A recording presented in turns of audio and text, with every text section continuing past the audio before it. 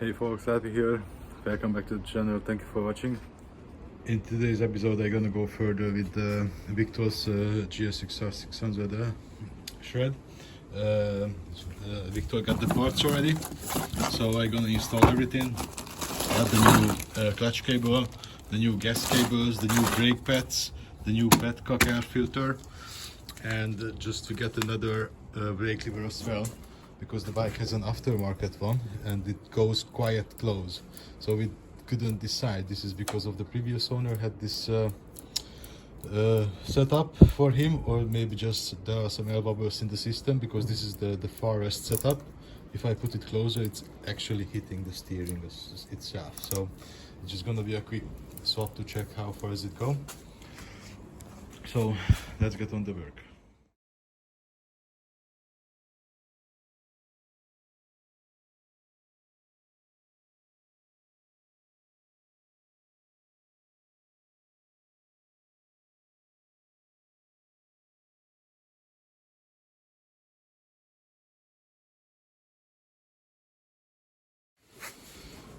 As you can see, guys, the air filter is already changed, and the gas cables, I did adjust the free play, and yeah, I like to do that, so they are almost on the maximum. And there is the later when the cables are stretching out.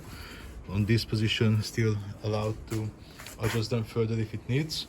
Yeah, and the old cable has been in a really bad shape already, as you can see.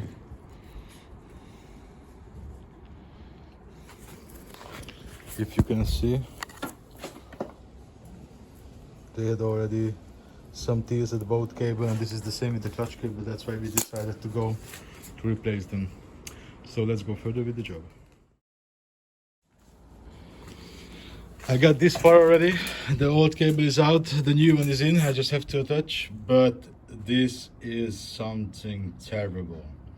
It seems the previous owner hasn't been cleaned any of this part of the bike in the last 12 years. Yeah, it's not really good looking thing. I'm gonna try to clean up a little bit, but yeah, probably I cannot make everything now. Victor gonna have a nice job later on, that's for sure. So let's see.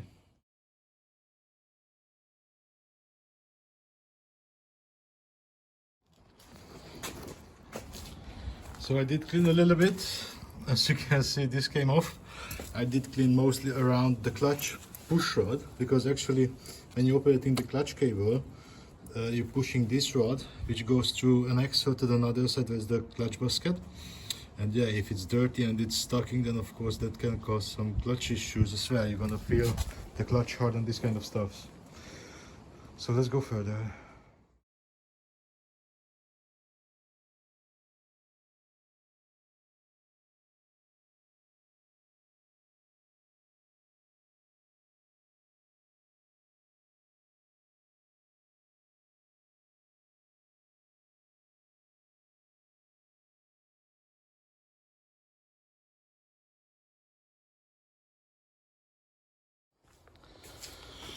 Yes, in progress. The new cable is in already. It's attached ups and downs, but as you can see, it's really loose yet. So what I'm going to do, I'm going to adjust the clutch. It's going to have 3 steps. The first step is I'm going to take off this cover, and underneath, as you can see, there's a 10mm nut and and the worm screw. I'm going to lose it up, and this one you have to turn out a little bit, and after start to turn in as long as you start to feel some resistance. When you feel resistant, then you just tighten up the nut, and this part is done. After I'm gonna adjust outside this lower adjustment, because this is in a hidden place, so you adjust it as maximum as possible, and this one you set 0. So when this one is on the maximum, you're gonna have the little bit of clutch play, then you're gonna start to use it, and when the cable going to stretch out, you just have to adjust here. So that's saving you a lot of time, because otherwise you should take apart everything and adjust here again when the cable is extended. So this is the next step.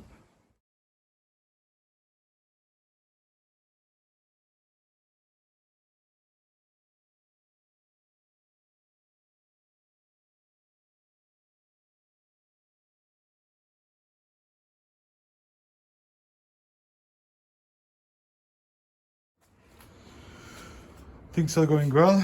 The side of the bike is back already. The new clutch cable is on. It feels much better, and as you can see, before it was almost out already, so it's much shorter, so it's gonna run for way longer.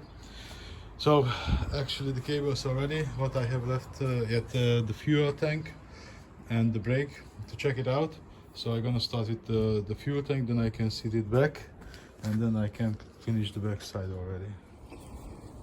So this is a new repair kit. It has the big gasket as well, which is gonna go underneath, and then here is the diaphragm, which is gonna go there. Yeah, I cannot hold the camera, so unfortunately I cannot make it on the camera. Luckily this one also done. I did put in the new screws as well. Here's the old diaphragm, which was really dirty, and the fuel cock gasket, and even the old screws, the old spring, so yeah, everything nice and shiny. So now I'm gonna put back the tank at the bike, gonna put in some fuel. I'm not gonna connect anything yet, and gonna take a look. Hopefully there's no more leakage. Let's find it out.